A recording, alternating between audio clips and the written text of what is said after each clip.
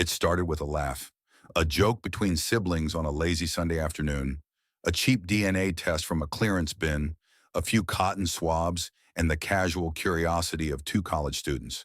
But what began as a lighthearted game turned into something far darker, something buried deep in their family's past.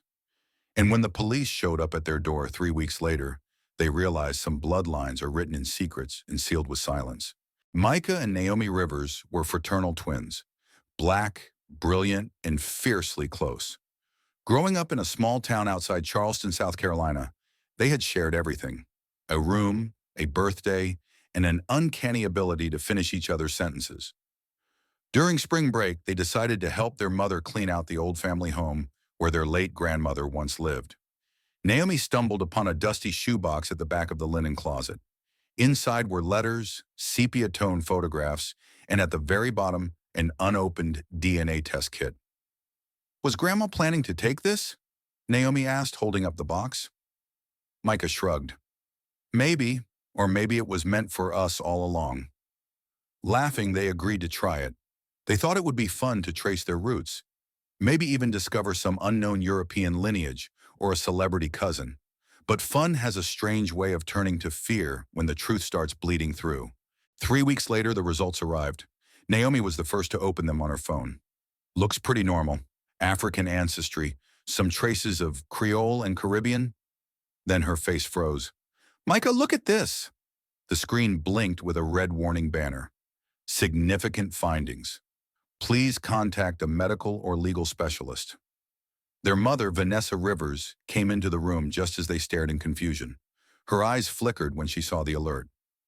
"Let's go see Dr. Franklin tomorrow," she said, her voice tight. "He's the only one I trust with sensitive things." Dr. Franklin was an old family friend and geneticist at the local university. When he read the results, his face went pale. "I need to make a call," he said, stepping out. When he returned, he wasn't alone. Two plainclothes detectives followed behind him. "Are you Micah and Naomi Rivers?" one of them asked. Vanessa jumped from her seat. "Why are the police here?" The taller detective, a woman named Detective Yvonne Cole, spoke gently. "We need to bring the twins in for questioning. This isn't about anything they did. It's about something their DNA has revealed." At the station, the twins learned the unthinkable. Their DNA matched evidence recovered from a 1992 cold case, the kidnapping and presumed murder of a child named Elijah Cole, who had vanished from a hospital in Atlanta. The case had never been solved. "Your DNA didn't come from the crime scene," Detective Cole said. "It came from the blood found on the baby's blanket, blood belonging to a close biological relative." "But we weren't even born until 2004, Micah protested.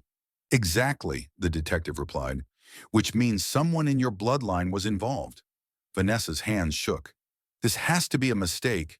That night back home, Naomi remembered the letters from the shoebox. They pulled them out again. One was dated 1992, written in careful script, addressed to someone named Sarah Jameson. The letter read, "He came to me that night, soaked in rain, holding a baby wrapped in a hospital sheet. He didn't say where the boy came from, just that he couldn't keep him. I didn't ask questions. I should have. God help me, I should have." There was no signature, but Naomi and Micah recognized the handwriting. "Grandma wrote this," Naomi whispered. Detective Cole returned the next morning, holding a photograph. "Do you recognize her?" she asked Vanessa. It was a picture of a woman holding a newborn, dated March 1992. Vanessa's eyes filled with tears. "That's my mother, but she never had another child. She only had me." "Or so you believed," the detective said. "But DNA doesn't lie." They learned that Elijah Cole's bloodline linked him to the twins, more closely than anyone expected. The original investigation had suspected a nurse at the hospital, one who vanished days after the kidnapping. Her name, Sarah Jameson, a name found in the letter, a name Vanessa had never heard before. But Grandma had. A new theory began to take shape. Elijah Cole hadn't died. He had been taken, perhaps for protection. But then what? Naomi found the answer in a second letter, tucked beneath the lining of the shoebox. "They took one child to hide him, but I couldn't let both go to the system, so I raised the girl as my own. Micah went to another family. They'll never know they were once the same heartbeat." Naomi stared at her brother. Micah, she's not talking about us, is she? They rushed to confront Vanessa, who broke down. She had no idea. She believed she had given birth to twins. No doctor ever told her differently. A second DNA test revealed the truth. Naomi and Micah were not twins. They weren't even siblings. They were cousins, raised together after Vanessa's mother had taken them in. One the daughter of her own daughter, the other the stolen son of someone else. I was pregnant when Elijah disappeared, Vanessa said through sobs. My mother told me I lost the baby, that it was stillborn. She told me not to ask questions. I never did. In her grandmother's old Bible, Naomi found one final journal entry. He said someone was coming after Elijah, that the boy was marked. I had to make a choice. Let him go to strangers or raise him myself. I gave up my own grandchild to give Elijah a life. It was true, Vanessa's baby had died, and her mother had replaced him with another. Micah was Elijah Cole. Detective Cole, who had spent most of her adult life chasing her brother's ghost, sat with them on a spring afternoon. You're my brother, she said to Micah, tears slipping down her cheeks. We thought you were gone. Micah felt numb. He had always felt different. Now he knew why.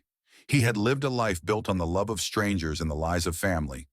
But in the end, he was still loved. And sometimes that has to be enough. Naomi and Micah, now Elijah, stood at their grandmother's grave months later. No DNA test can define who we are, Naomi whispered. Elijah nodded. We're not just what's in our blood. We're what we choose to carry forward. They placed the letters on the grave, letting the wind carry away the past. And with that, they turned toward a future neither of them had expected, but one they would walk together.